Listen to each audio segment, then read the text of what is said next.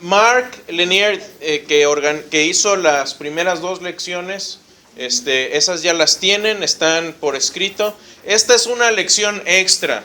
A mi parecer hubo cosas importantes que por ahí Mark dejó fuera por falta de tiempo, pero yo quisiera abordarlas, porque creo que son puntos que muestran de una manera muy obvia, que Joseph Smith, el fundador del mormonismo, se equivocó en muchas cosas. Hablábamos la vez pasada que el ser consistente es muy importante, y es una de las razones por las que no soy mormón, porque no veo consistencia, no veo cohesión en sus ideas y no veo que coincidan con la realidad.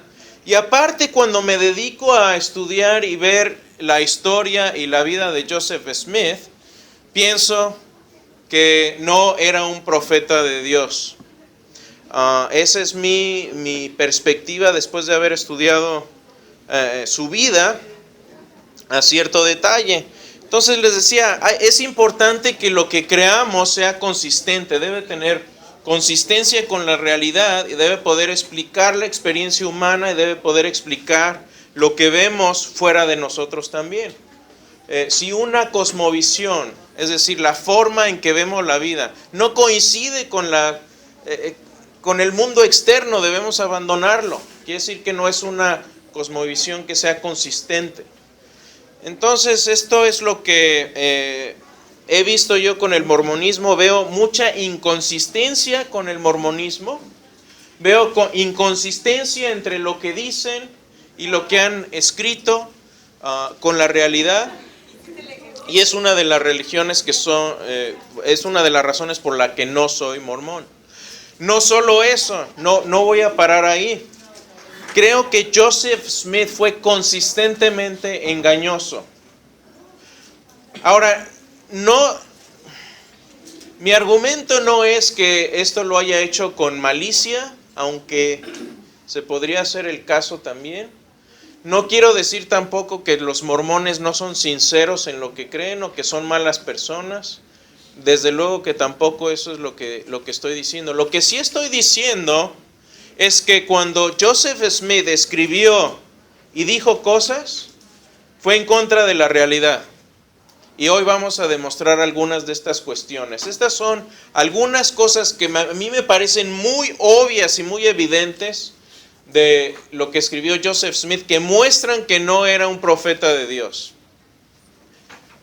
Entonces veamos un poquito más, y esto es como un apéndice a lo que ya hemos visto, es como un agregado a lo que ya hemos visto, y si tienen preguntas por ahí, por favor, me pueden detener. Entonces, creo que es demostrable que Joseph Smith introdujo información falsa en sus escritos. ¿Cuáles son los tres escritos principales de los mormones? Ustedes ya lo saben. Libro de Mormón, Convenios y Doctrina y Convenios, y La Perla de Gran Precio, que es un conglomerado de otros escritos. Veíamos la vez pasada, hoy vamos a ver un poco más a detalle un escrito muy interesante que se llama el Libro de Abraham.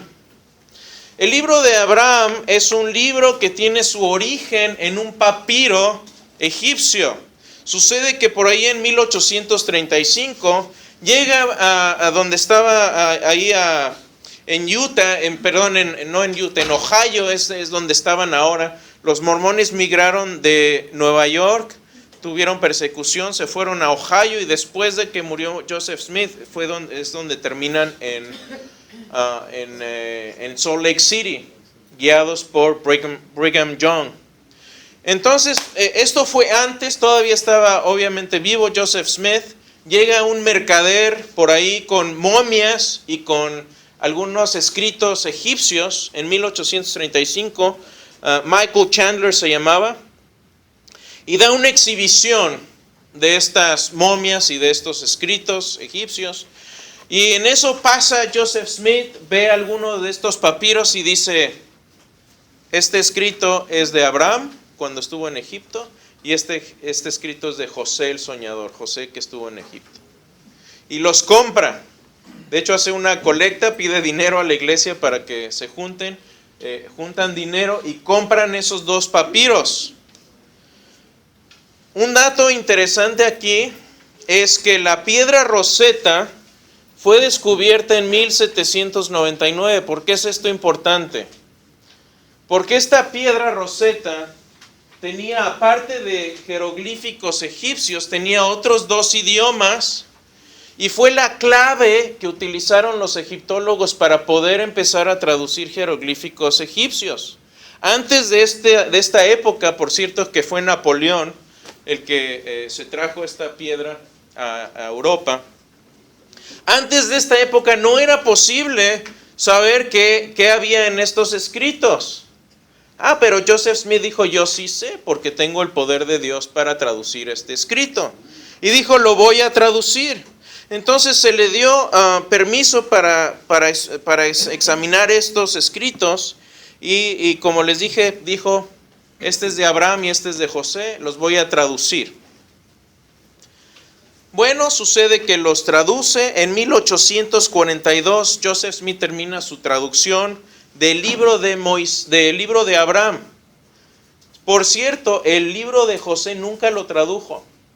Nunca hubo una traducción de ese papiro, pero el libro de Abraham sí lo tradujo.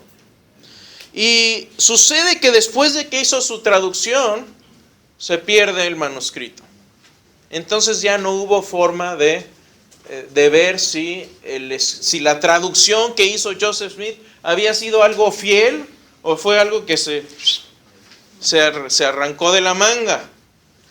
Bueno, sucede que se pensaba que este escrito se había perdido en el gran incendio de Chicago en 1871, pero sucede que en 1966 lo encuentran en el Museo de Arte de Nueva York en una de sus bóvedas.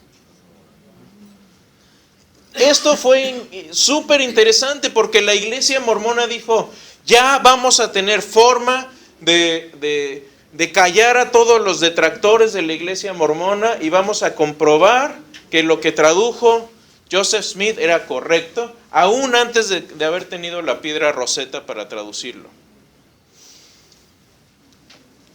No solo eso, antes de haberlo reencontrado, para 1880, la iglesia mormona dijo, este libro es canónico, es decir, tiene autoridad divina, vino de Dios.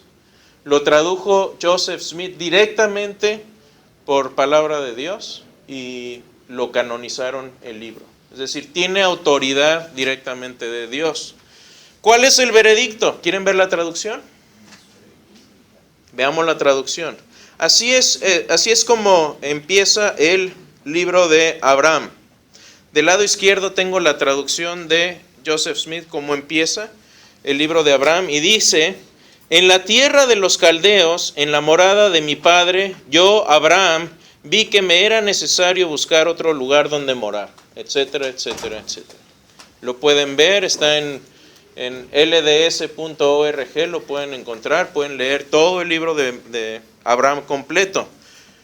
¿Cuál es la traducción de los egiptólogos? Osiris será transportado a la gran alberca de conos y también Osiris, Or, justificado, nacido a Tikibeit, justificado, después de haber puesto sus brazos sobre su corazón y el permiso de respirar, etcétera, etcétera, etcétera.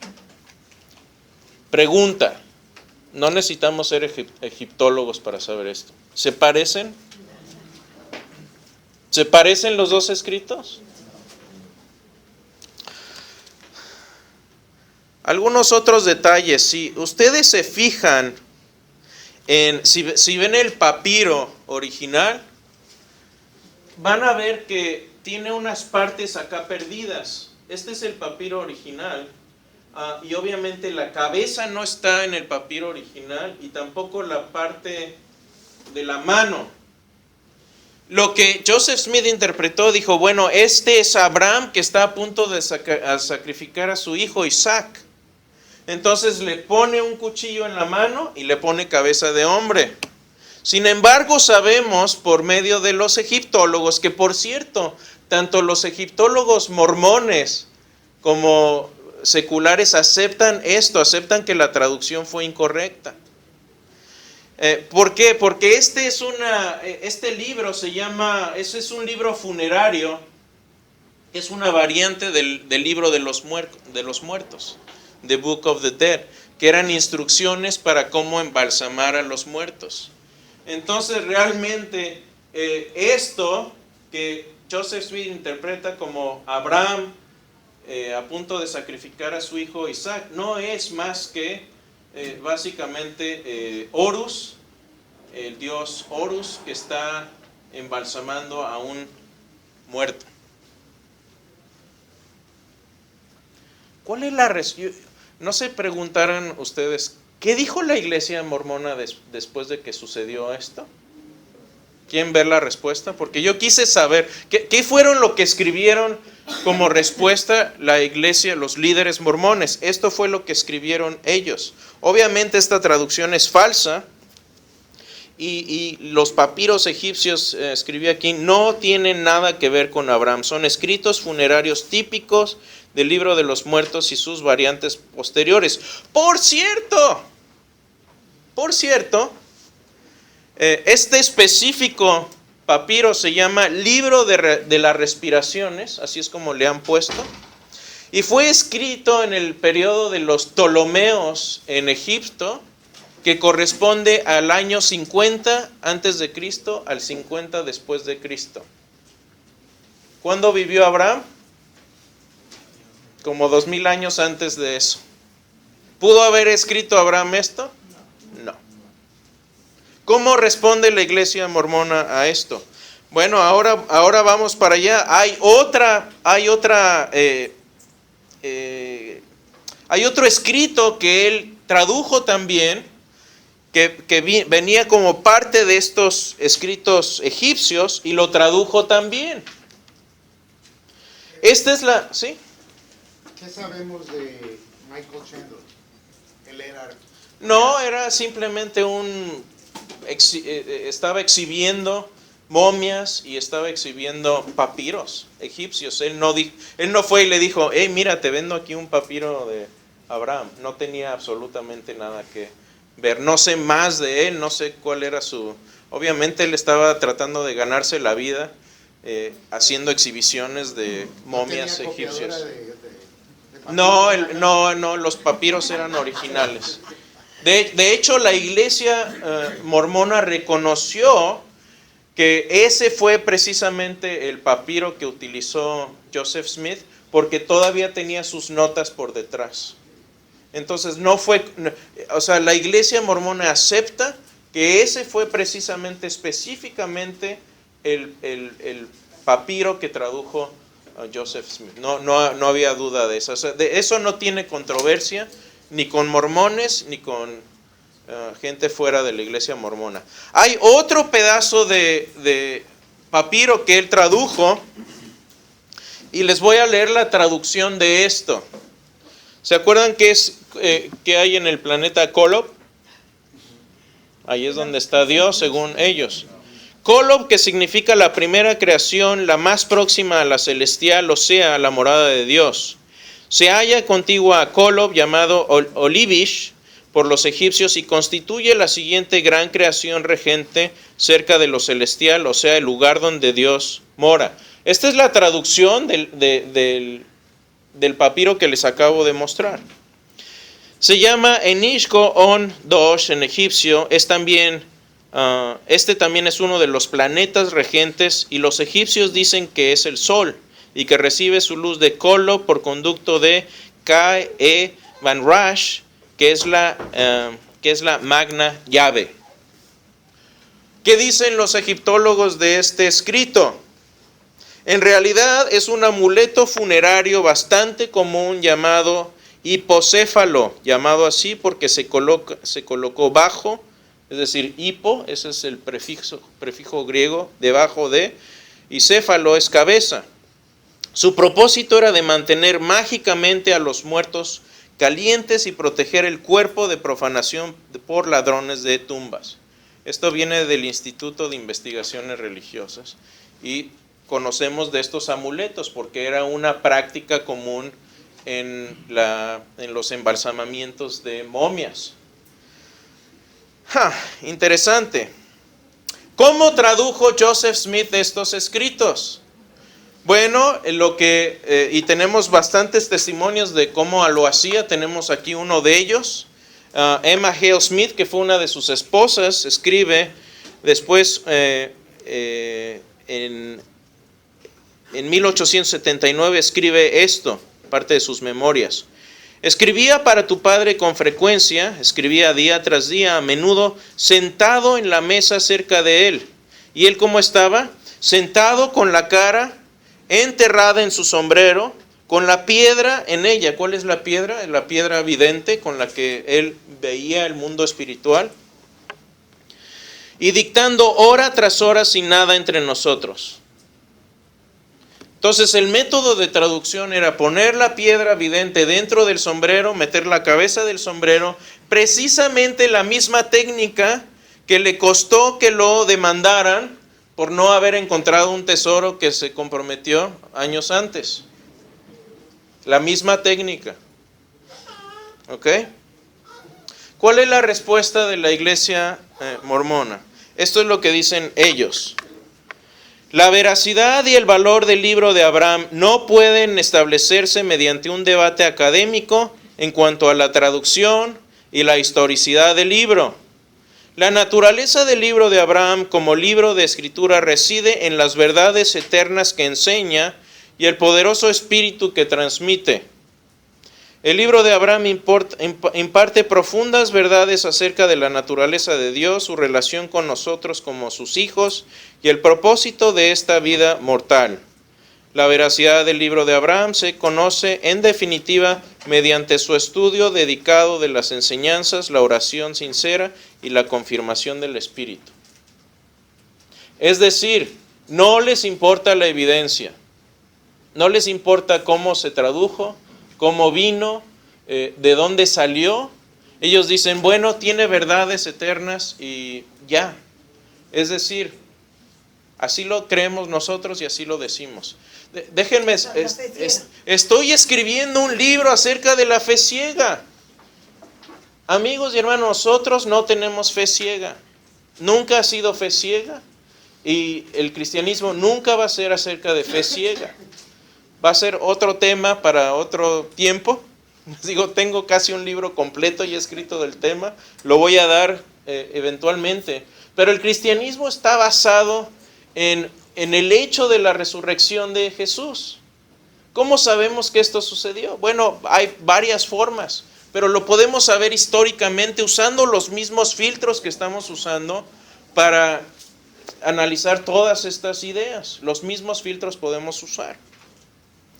Entonces parece que aquí ellos están rechazando la evidencia y diciendo, bueno, realmente lo que te diga tu corazón, lo que te revele, lo que te confirme el Espíritu, eso es.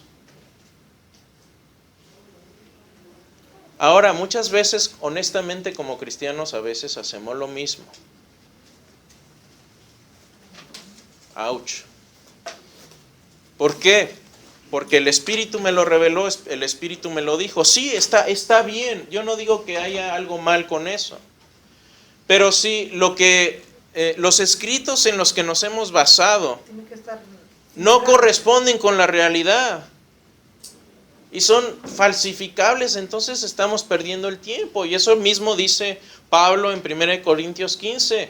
Si Jesús no resucitó, estamos perdiendo el tiempo. Y si queremos saber lo que es realmente fe, veamos la vida de Pablo. Porque este hombre lo tenía todo, tenía posición, tenía estudios en las mejores universidades de aquella época, estudió bajo Gamaliel, que era como decimos en México, el mero muelas del judaísmo en aquel tiempo. Este hombre tomaba un estudiante a la vez y lo mentoreaba por mucho tiempo.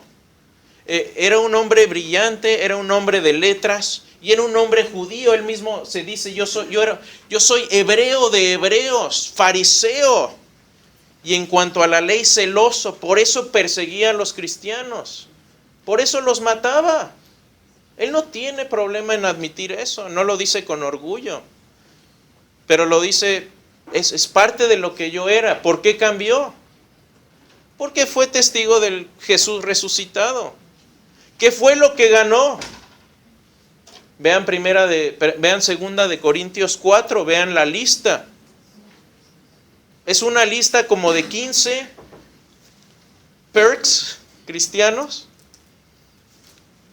Dice, me han azotado, he naufragado, me han apedreado, etcétera, etcétera. Estoy en peligros, en caminos, en peligros de las ciudades, perseguido por los judíos, perseguido por los no judíos.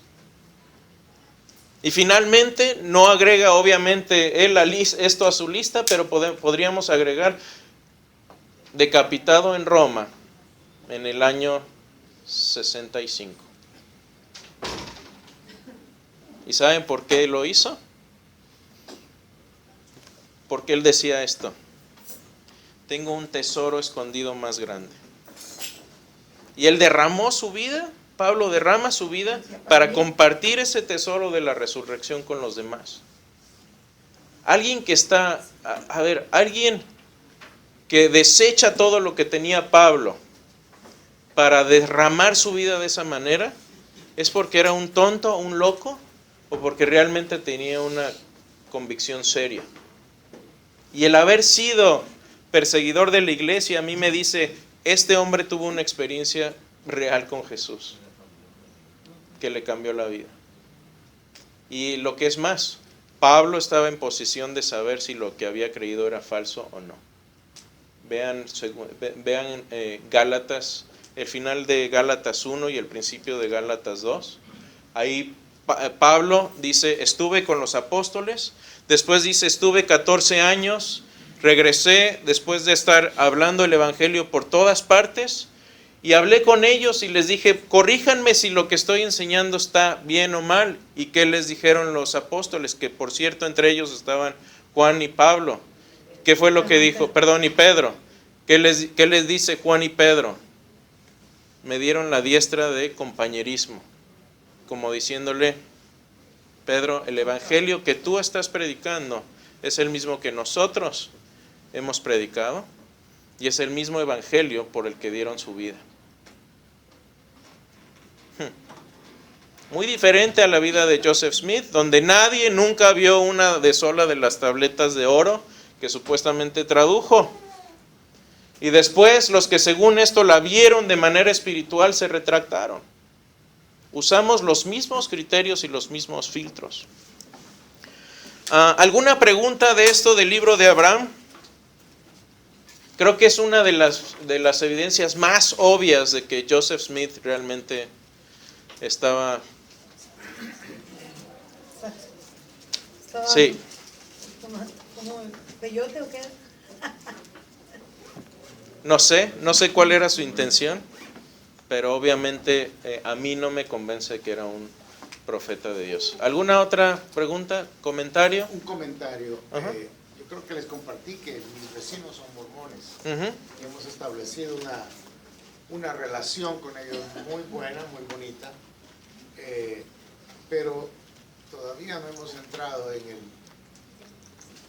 esto. Pero leyendo las líneas rojas, mediante un estudio dedicado a sus enseñanzas, la oración sincera y la confirmación del Espíritu, eso me dice que si yo voy donde mi vecino con todas estas evidencias y traducciones, no me va a prestar atención. No. Porque estaba pensando seriamente tener una charla a calzón quitado. Vamos a hablar aquí. Kimono abierto se dice en Japón. Perdón. Pero estoy viendo que yo en realidad necesito más sabiduría que esto, porque estamos viendo que solo ir... Un tip, nuestras creencias normalmente no las obtenemos en base a la evidencia. Nuestras creencias normalmente la gente las obtiene con base a lo que nos gusta, con base a lo que nos atrae. Y esa es la forma incorrecta de obtener nuestras creencias. Como les dije, mis creencias deben corresponder con la realidad, no con mis sentimientos. Los sentimientos siempre van a ser una forma engañosa de obtener verdad. No quiere decir que los sentimientos sean malos, Dios nos los dio por algo. Pero sí quiere decir que el árbitro de cómo vamos a obtener verdad y cómo vamos a desechar falsedad no pueden ser los sentimientos. Los sentimientos son para amarnos unos a los otros, no para darnos verdad unos a otros. Bueno, tenemos ese verso que dice, corazón, your heart is deceitful. Sí, el corazón es engañoso, claro. Y hay otros pasajes que hablan de eso también. Entonces, no son malas las emociones. Yo no tengo problema con las emociones. Lloro en las películas. Lloré en la de Wonder Woman. No es cierto. No la he visto todavía. Ni la he visto, ni me citen. Mi hija está de testigo. No la he visto. Muy linda película. No la he visto, de veras. De veras no me creen, O sea, ¿qué credibilidad tengo acá yo pararme y no me creen nada? Ahí está mi hija, ¿verdad? ¿La vi, Juliet, o no? Se durmió. Gracias. Entonces, les digo, normalmente obtenemos nuestras creencias en cuanto a lo que nos gusta. Y aquí me recuerdo una cita de C.S. Lewis. C.S. Lewis fue ateo y se hizo cristiano, pero se hizo cristiano porque vio que el cristianismo, y me encanta esta cita, esto es lo que decía: creo en el cristianismo no porque a través de él puedo ver a Dios directamente, sino porque a través del cristianismo puedo ver claramente todo lo demás. Él pensaba en el cristianismo como el sol que va saliendo y que va alumbrando todo, va quitando sombras, va quitando... Dando explicación. ¿Perdón? Dando explicación a muchas cosas. Sí, explica nuestra naturaleza, explica el sentido de justicia que tenemos, o sea, todo lo que ya vimos en las clases anteriores, lo explica de manera clara y explica también nuestra experiencia como personas, y aparte tiene un fundamento en la realidad externa. Sigamos un poquito. Aquí quisiera hacer énfasis en otra cuestión en cuanto a las traducciones. Ustedes saben que en la época en que Joseph Smith, en 1820 y tantos, en 1820 a 1840, 50, fue cuando hizo la mayoría de su trabajo. La Biblia que estaba en vigencia en aquel tiempo aquí en Estados Unidos era la King James. Pero la King James, ¿cuándo se escribió? 1611, es decir, más de 200 años después. Ustedes saben que el lenguaje va cambiando conforme pasa el tiempo. La forma en que hablaban nuestros papás y nuestros abuelos no es la misma forma en que hablan nuestros hijos ahora. Don't get me started, como dicen. Pero lo mismo sucede en aquel tiempo. Lo curioso de esto es que las placas de oro que Joseph Smith traduce, que eventualmente se convierten en el Libro de Mormón, tienen un lenguaje no de 1800 y tantos, sino un lenguaje de 1611, muy parecido a lo que tenían en la Biblia King James. Pero aquí sucede algo importante. Hoy en día, si contamos los manuscritos griegos de los que podemos hacer una traducción del griego directamente a cualquier otro idioma, al español, por ejemplo, ¿cuáles son algunas Biblias modernas? Bueno, la NBI ya es una Biblia que se ha utilizado, que se ha traducido con una gran mayoría de textos griegos que tenemos hoy en día. ¿Sí? La Reina Valera es similar en este aspecto me refiero a la Reina Valera 1960. Se utilizaron relativamente pocos manuscritos para traducirla. No quiere decir que esté mal todo, pero sí hay pasajes que a través de la depuración del texto original hemos visto que ya no estaban en el texto, en el original. Y por eso hay veces que ustedes ven en la NBI, la Reina Valera, y hay pasajes en la Reina Valera que ahí están, que ya no tenemos en la NBI. Bueno, no es que alguien esté manipulando, No es que alguien esté tratando de manipular la Biblia o que haya una conspiración, no. Simplemente por medio del estudio científico de los textos hemos llegado a decidir que hay algunos pasajes que no estaban en el original, que fueron agregados después. Y por eso, como tenemos tantas copias y las podemos comparar unas con otras, sabemos que estaba en el original con una certeza muy, muy exacta, mejor que cualquier escrito antiguo griego. Si comparamos la Biblia con otros escritos de la época, la mayoría, incluso si vemos, por ejemplo, escritos de las biografías de Alejandro Magno o algunos otros escritos similares, tenemos poquísimas copias, en promedio unas 20 o 25 copias. De la Biblia tenemos casi 6,000. Entonces tenemos, obviamente es más trabajo poder discernir qué había en el original, pero tenemos un texto más acertado. ¿Qué es lo que sucede acá? Yo me pregunto, bueno, ¿por qué no utilizó Joseph Smith lenguaje de 1800, del siglo XIX? Y aparte de eso, cuando vemos el libro de Mormón, hay problemas gramaticales. Obviamente en la traducción español esto se pierde. Pero en este ejemplo es como si en una parte utilizamos el usted y en la siguiente línea utilizamos el tú. De lo que ha hecho. Eso la Biblia King James no lo tiene, pero sí lo tiene el libro de Mormón. Otro problema similar. Tenemos errores que fueron copiados por Joseph Smith, que venían en la King James y que sabemos que ya no vienen en los originales. Por ejemplo, si tienen ustedes su Biblia Reina Valera, van a ver que en Mateo 6:13 dice así: y no nos metas en tentación, mas líbranos del mal. Esto es el final del Padre Nuestro. Y luego las palabras en rojo: porque tuyo es el reino, el poder y la gloria por todos los siglos. Amén. Esto fue un monje buen intencionado que en el texto Receptus agarró y puso estas palabras. No vienen en los manuscritos más antiguos, por eso si abre otra persona la NBI, van a ver que ese pasaje no está, o si está, viene con una nota que dice, este versículo no viene en los manuscritos más antiguos. Bueno, ¿qué sucede? Que cuando Joseph Smith tenía la Biblia King James, se lo copió, y no solo eso, se lo copió a un libro que se escribió supuestamente mucho tiempo antes que se escribiera el Nuevo Testamento. Entonces, no solamente está citando el Nuevo Testamento antes de que se escribiera el Nuevo Testamento, lo está citando de un pasaje que sabemos que no estaba en el Nuevo Testamento. ¿Sí me explico? ¿Se entendió eso?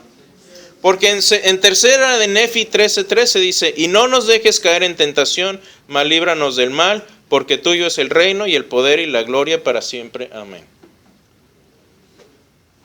¿Se dan cuenta? Entonces, estos errores los propaga Joseph Smith, los pone en el libro de Mormón o en la Biblia, en sus escritos canónicos, y Joseph Smith dijo, esto lo traduje directamente, Dios me lo dio directamente.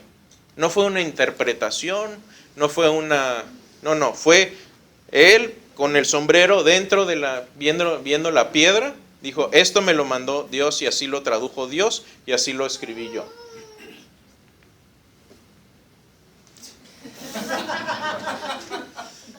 Hay anacronismos. ¿Saben lo que es un anacronismo?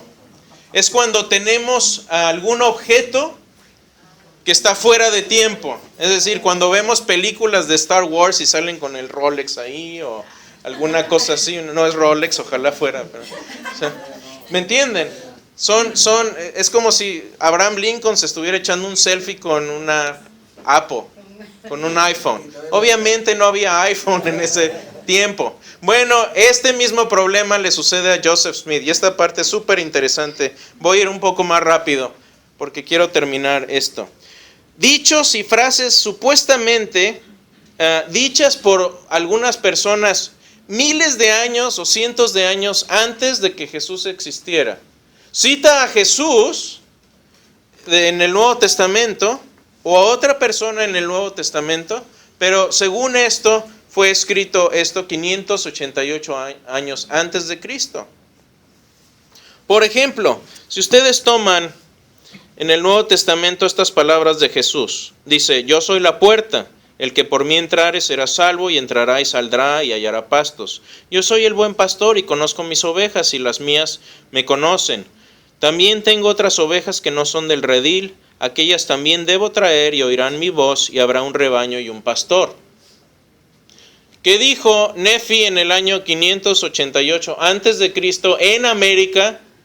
Según Joseph Smith, dijo esto: recoge a tus hijos de las 4 partes de la tierra y cuenta sus ovejas, y ellas lo conocen, y habrá un redil y un pastor, y él apacentará sus ovejas, y en él hallarán pasto. Como tipo profecía.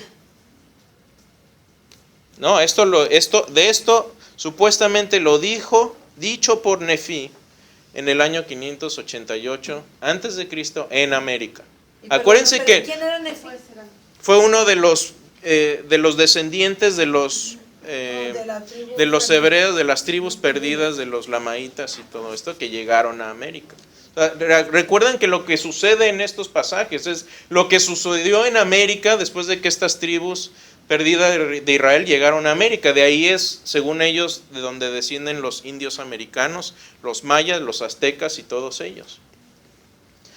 Otro ejemplo por ahí, Hebreos 13:8, Nuevo Testamento, dice: Jesucristo es el mismo ayer, hoy y por los siglos.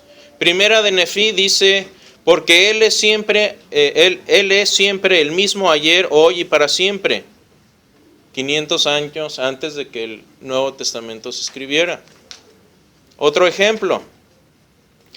¿Cuándo fue fundada la iglesia? ¿La iglesia cristiana cuándo se fundó? La fundó Jesús. Históricamente en Pentecostés, ahí es donde marcamos el inicio de la iglesia moderna. Bueno, no, según Joseph Smith. Según Joseph Smith, en el año 147 antes de Cristo es cuando se funda la iglesia. El libro de Mosía 18:17 dice: y fueron llamados la iglesia de Dios o la iglesia de Cristo desde ese tiempo en adelante. Y aconteció que quien quiera que era bautizado por el poder y autoridad de Dios era agregado a su iglesia. 147 años antes de que se fundara la iglesia, se fundó la iglesia en América. ¿A quién le gustan los caballos? Bueno, este es un gran problema para el mormonismo, porque las escrituras mormonas describen animales que no había en América en la época en que escribe Joseph Smith. O sea, parece que a Joseph Smith se le olvidaron detalles históricos, ¿sí?, importantes cuando escribió estos escritos, cuando escribió el libro de Mormón y estos otros libros. Porque ¿cuándo llegaron los caballos modernos a América? Con los españoles, con la conquista. Hernán Cortés los trajo los primeros. Llegaron a México, son mexicanos los caballos. América. Si no lo sabían. Son españoles y venían muchos caballos. Pero ya los nacionalizamos. Árabes, venían caballos. 4 pasajes que mencionan caballos en América antes de que hubiera caballos en América. Elefantes. ¿De dónde son los elefantes? De la India. De la India y de África. Hay de 2 tipos. Y en América nunca hemos encontrado evidencia de que hubo elefantes en aquel tiempo. Tenemos un escrito ahí. Vacas y cabras. Las vacas y las cabras fueron introducidas en América en los siglos XV y XVI. No había vacas y cabras en América en aquel tiempo. Y ahí tenemos 4 pasajes. Todo esto va a estar en línea. Pueden ir a verificar los escritos con las escrituras mormonas. No me lo estoy inventando. ¿Qué más? Cebada y trigo en América. Antes de que hubiera cebada y trigo en América. En América lo que predominaba era el maíz. No hacían tortillas de harina. Aunque hoy les gusten sus tacos con tortillas de harina, no había tortillas de harina antes. Esa es herencia española. Es herencia española. Carruajes, habla de carruajes y de guerras en carruajes en América. Nunca hemos encontrado un solo vestigio de un carruaje en América antes de que llegaran los españoles. Ni los españoles trajeron carruajes a América. Espadas de metal, cuando no había metalurgia aún en América. Incluso habla de este tipo de espada que utilizaban los egipcios, que no había tampoco en América, nunca se han encontrado. Habla de ventanas con vidrios, cuando el vidrio todavía no se inventaba. Habla de moneda y de intercambio económico con moneda, cuando que sabemos que los que estaban más avanzados ahí eran los aztecas y usaban granos de cacao. Era con chocolate que se pagaban. Ya había brújulas, según ellos, antes de que se inventaran las brújulas, y agárrense de esta, seda, antes de que hubiera seda en América. Entonces parece que Joseph Smith se equivocó ahí, y esta también es, me da pena decirlo, pero tocino. Habla de puercos, de que había puercos en América, cuando fue, y aquí verifiqué el dato, fue Hernando de Soto, fue el padre del puerco en América. Fue un español que trajo 13 puercos a Tampa Bay, Florida, en 1539. Así que si tenemos tocino aquí, les gustan las costillas de barbecue, den gracias a Dios primero y después a Hernando de Soto. Pero con perdón a Joseph Smith, no había puercos en la época en que él dice que había puercos. Los menciona en 2 pasajes ahí. ¿A qué voy con esto? No estoy atacando a los mormones.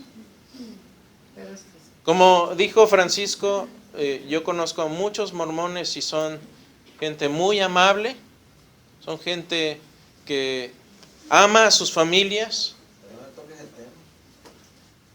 Sí, pero ¿sabes qué? Si realmente amamos a la gente, tenemos que hablar de estas cosas. Porque si yo estoy equivocado, yo quiero que me diga alguien que estoy mal. No, el mormón es muy amable. El mormón no. Y invítenlos a sus casas. Cuando vengan y toquen, no digan, ya llegaron los mormones. Escóndete. Sí. Hablen con ellos. Son gente muy amable y tengan una conversación con ellos. Pregúntenles de lo que creen. Y pueden preguntar de estas cosas. Y finalmente, obviamente, no se trata de convencer a alguien a la fuerza, eso no es nuestro trabajo. No es mi trabajo aquí desprestigiar a la gente mormona, pero creo que si están creyendo en algo falso, vale la pena. Tengo un profesor mío, el doctor J.P. Moreland, uno de los filósofos más reconocidos en estos tiempos, filósofo cristiano. J.P. Moreland, en una clase que nos dio, siendo él cristiano, llegó y nos dijo, con lo único que estoy más comprometido que con el cristianismo es con la verdad. Eso a mí me habla de honestidad intelectual. Entonces, si estamos equivocados, debemos de desechar las ideas que tenemos equivocadas por mejores ideas. Y creo que debemos seguir en esta búsqueda. Sí. Quería preguntar, ¿ellos cómo creen en su forma de salvación? La forma de salvación, si vi un poquito en la clase anterior, hablé que es una combinación de obras y de universalismo. Entonces, para ellos, el centro de donde está Dios es Kolob, es un planeta. No me lo fumé yo, eso es lo que viene en sus escritos. Eso es en el planeta Kolob, y hay otro cielo menor, y hay 3 cielos, hay 3 niveles de cielo. Entonces ellos dicen, la gran mayoría de la gente se va a salvar, excepto los Hitlers y los Pol Pots y los Stalins y los asesinos más acérrimos, esos no se van a salvar, pero la gran mayoría de la gente sí se va a salvar. Pero si quieres estar más cerca de Kolob, más cerca de Dios, tienes que hacer obras, tienes que hacer lo que dice el libro de Mormón, etcétera, etcétera. Entonces, una combinación de Y la esas doctrina dos moral cosas. de mormones. Muy alta. Muy alta. La moral, yo creo que en cuestión de moral no tenemos problema, pero aquí, de nuevo, no me voy a meter mucho al argumento moral ahorita, tengo un escrito detallado de esto en mi blog. Pero para que haya objetivamente valores morales y deberes morales, debe haber un fundamento. Es decir, para yo decir esto es mejor que el otro, es porque lo estoy comparando con una base. Y si no tienes una base, si eres relativista en cuanto a eso y dices es simplemente una construcción humana, y esa es la base, bueno, el humano tiene diferentes construcciones. Entonces no puedes tener, por mucho que quieras, una base ontológica moral sin Dios. Y este es mi problema con el mormonismo, que el mormonismo dice que todos somos dioses en potencia. Y hay un Dios mayor, pero este Dios fue carne y hueso. Y cuando tú les preguntas de dónde salió Dios, al cristiano no tiene problema, porque para el cristiano Dios tiene una propiedad de aseidad divina. Es decir, si Dios no sería Dios si hubiera tenido una creación. ¿Sí? Y el problema del mormonismo es que tienes esta sucesión de dioses que encarnan a otros dioses. Entonces, ¿quién encarnó al primer Dios y de dónde vienen? Porque yo no creo que puedas tener una secuencia infinita hacia el pasado de dioses. Y al no tener un Dios único y no creado, y no tengas un Dios que sea el fundamento de tu valor moral y de tu ética, entonces no tienes forma de decir esto está mal y esto es... de hecho, Martin Luther King, en una de sus cartas que escribió de la cárcel de Birmingham, escribió que si Dios no existe, no es posible saber si una ley humana es buena o es mala, finalmente. ¿Sí? Y eso es lo que creo que pasa con el mormonismo también. Pero ellos celebran la Navidad, ¿verdad? Creo que no. Una Creo que no. analogía bien interesante es por qué nosotros sabemos cómo amar. Es porque Dios nos amó primero. Y esa es la guía nuestra para amar. Porque si las personas que no conocen ese amor de Dios, ellos aman a su manera. Y eso varía. Pero el amor de Dios es lo que nos ha enseñado a nosotros a amar. Amar con sacrificio. Amén. Gracias, Francisco. Bueno, terminemos con estos puntos para casa. Dice Juan 8:32, citando a Jesús, dice, conoceréis la verdad y la verdad os hará libres. Creo que la verdad nos libera. Es libera. A ver, a veces no nos gusta la verdad, pero una vez que la verdad sale a flote, de una forma u otra nos libera. Y creo que es importante estar en la verdad y estar abiertos, pero como decía Chesterton, al igual que la mente abierta, la boca abierta debe cerrarse cuando le entre algo sólido. Entonces está bien tener mente abierta, pero no tan abierta que se te caiga el cerebro. Y estoy comprometido con la verdad. Juan 14:6, Jesús le dijo, yo soy el camino y la verdad y la vida, nadie viene al Padre sino por mí. Y yo creo que muchas veces pensamos, bueno, pero Jesús, qué intolerante con estas ideas. ¿Por qué tú vas a ser nada más el camino? Dos cosas, porque una, dijo ser Dios, lo demostró con milagros y resucitó. Creo que eso se puede demostrar históricamente, por eso lo creo. no por una corazonada que me llegó. Creo que eso se puede saber históricamente, por eso le creo. Y como digo, Jesús más nada es la verdad y Él así lo dijo. Y finalmente, 1 Corintios 15, 2. Pero sabemos, esto lo escribe Pablo, sabemos que el Hijo de Dios ha venido y nos ha dado entendimiento para conocer al que es verdadero, y estamos en el verdadero, en su Hijo. Perdón, no es 1 Corintios, es 1 de Juan, el primer capítulo, la cita está mal. Y estamos en el verdadero, en su Hijo Jesucristo. Este es el verdadero Dios y la vida eterna.